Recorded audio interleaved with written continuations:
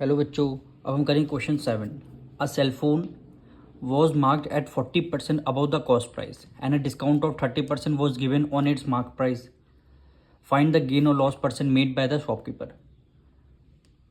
Question कह रहा है कि जो इसकी कॉस्ट प्राइस यानी जो इसका मार्क प्राइस है 40% ज़्यादा होगा किससे, कॉस्ट प्राइस से। अगर कॉस्ट प्राइस आपकी 100 है तो मार्क प्राइस क्या हो जाएगी, 140 हो जाएगी, यानी 40% कॉस्ट प्राइस से ज़्यादा हो जाएगी आपकी एमपी। और आपको डिस्काउंट भी बताया गया है, इतनी 30% का डिस्काउंट है, और आपको गेन और लॉस परसेंट बताना है। सेम क्वेश्चन नंबर हमारा 7 की तरीके से है, सॉरी 6 की तरीके से है।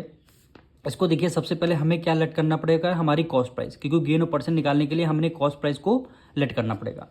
तो सबसे पहले लेट करेंगे, let the cost price of cellphone 100 rupees का है, यानी कॉस्ट सेलफोन कितने रुपीज़ का, 100 रुपीज़ का इसकी कॉस्ट प्राइस है। वो कह रहा है a cellphone was marked at 40% above the cost price, यानी मार्क प्राइस क्या होगी इसकी, जो इसकी कॉस्ट प्राइस है यानी जो 100 है, इससे कितनी ज़्यादा होगी, 40%।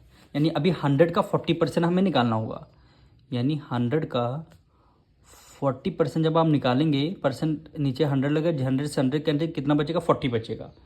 तो यानी मार्क प्राइस क्या आ जाएगी, जो आपका सीपी है, सीपी का 100 आ जाएगा, और कितना परसेंटेज ज़्यादा है, 40% यानी 40 रुपीज़ ज़्यादा है।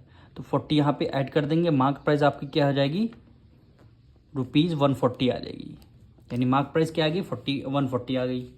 अब क्वेश्चन में कह रहा है discount 30% was given on its mark price. Mark price हमारी 140 आ चुकी, इस पर कितना डिस्काउंट है, 30% का डिस्काउंट है। इन डिस्काउंट 30% का डिस्काउंट है, 140 पर कितना डिस्काउंट है, 30%, मल्टीप्लाई 30%, 10 से 10 कैंसिल, 10 से 10 कैंसिल, 14 3 से क्या होता है, 42, यानी 42 रुपीज़ का क्या हो गया, डिस्काउंट हो गया। अब आप देखिए, मार्क प्राइस पता है, डिस्काउंट पता है, तो आप सेलिंग प्राइस निकाल लेंगे। सेलिंग प्राइस का क्या फॉर्मूला होता है, मार्क प्राइस से आपने डिस्काउंट को माइनस कर दिया, वही आपकी सेलिंग प्राइस आ गई। अब मार्क प्राइस आपकी क्या है, 140 रुपीज़, माइनस डिस्काउंट कितना है, 42 रुपीज़। कितना आंसर आएगा यहाँ पे, 98 रुपीज़। 140 से 42 माइनस करेंगे, कितना आएगा, 98 रुपीज़ का सेलिंग प्राइस आ गई। अब देखिए, आपको सेलिंग प्राइस पता है, कॉस्ट प्राइस पता है। कॉस्ट प्राइस आपकी 100 है, सेलिंग प्राइस आपकी 98 है, यानी सेलिंग प्राइस ज़्यादा हुई। जब सेलिंग प्राइस ज़्यादा होती है दोनों में से, तो क्या होता है, लॉस होता है।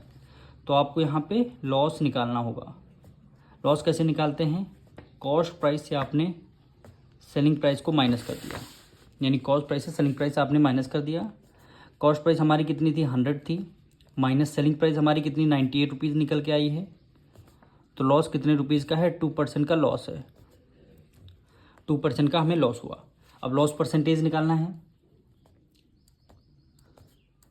लॉस परसेंट का फॉर्मूला क्या होता है, न्यूमरेटर में आपका लॉस होगा, डिनोमिनेटर में क्या होगा, कॉस्ट प्राइस होगा, मल्टीप्लाई कर देंगे 100 से, इक्वल टू लॉस कितना, 2 रुपीज़ का लॉस हुआ है, कॉस्ट प्राइस आपकी 100 रुपीज़ आई है, परसेंटेज निकालने हैं, मल्टीप्लाई कर देंगे 100 से। 100 से 100 आपका कैंसिल, 2 रुपीज़ का क्या हो जाएगा, आपका लॉस परसेंटेज आ जाएगा, और यही क्या हो जाएगा, आपका आंसर हो जाएगा। अब मिलेंगे नेक्स्ट वीडियो में।